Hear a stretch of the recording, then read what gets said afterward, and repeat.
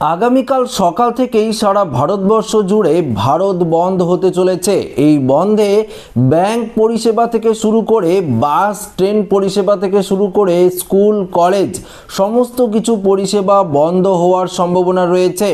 এমনকি দোকানপাটও বন্ধ থাকবে এমনটাই জানা যাচ্ছে।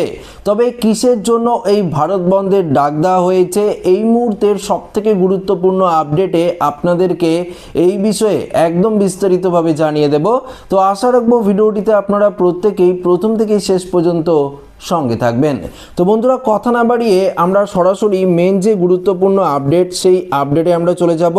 দেখুন, এই আপডেটে পরিষ্কার বলে দিয়েছে আগামী বৃহস্পতিবার দেশ জুড়ে ধর্মঘটের ডাক দিয়েছে একাধিক শ্রমিক ও কৃষক সংগঠন। তো বুঝতেই পারলেন, শ্রমিক এবং কৃষক সংগঠনের তরফ থেকে কিন্তু এই ধর্মঘটের ডাক দেওয়া হয়েছে। কিন্তু সাধারণ মানুষের দৈনিক জীবনে এর প্রভাব কতটা পড়বে? শ্রম আইন ও বেসরকারীকরণের প্রতিবাদে ডাকা এই বন্ধের জেরে ব্যাংক পরিষেবা এবং পরিবহন আংশিক ব্যাহত হওয়ার আশঙ্কা কিন্তু রয়েছে।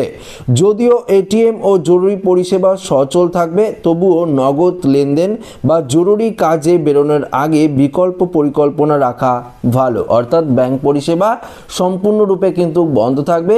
এটিএম পরিষেবা খোলা থাকলেও যেহেতু ব্যাংক পরিষেবা বন্ধ থাকবে, তাই এটিএমে পর্যাপ্ত আপনারা টাকাও না অর্থাৎ পাবেন না। দেখুন, এখানে কি বলেছে, বাংলা কি স্তব্ধ হবে জনজীবন? নবান্নের কড়া অবস্থানের কারণে রাজ্যে বন্ধের বড় কোনো প্রভাব পড়ার আশঙ্কা কম।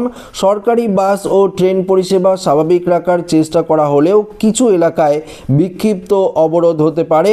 স্কুল কলেজ ও অফিস যাত্রীদের জন্য কিছুটা পরিস্থিতি অনিশ্চয়তা হতে পারে। তো বুঝতেই পারলেন, স্কুল কলেজ থেকে শুরু করে বাস ট্রেন পরিষেবা কিন্তু কিছুটা ব্যাহত হওয়ার আশঙ্কা রয়েছে।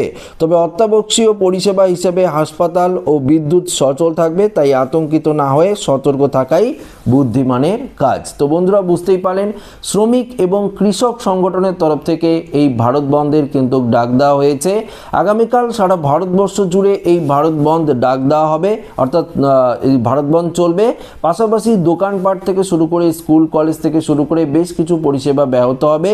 এমনকি পরিষ্কারভাবে বলে দিয়েছে ব্যাংকিং পরিষেবাও কিন্তু ব্যাহত হবে। তো ব্যাংকে আপনারা কোনো কাজ করতে পারবেন না। যদি আপনাদের টাকা তোলার কোনো রকম প্ল্যানিং থেকে থাকে, তাহলে এটিএম থেকে আপনাদের টাকা তুলতে হবে, হয়তো আপনারা সেটিও কিন্তু পাবেন না। ব্যাংক বন্ধ থাকলে এটিএম পরিষেবাও কিন্তু ব্যাহত হওয়ার সম্ভাবনা রয়েছে। তো আশা রাখবো এই ভিডিওটি প্রত্যেকের ভালো লেগেছে। ভিডিওটি ভালো লাগলে লাইক করবেন, বন্ধুদের সাথে শেয়ার করবেন, নতুন হয়ে থাকলে চ্যানেলটিকে সাবস্ক্রাইব করে আমাদের সঙ্গে জুড়ে থাকবেন। ধন্যবাদ।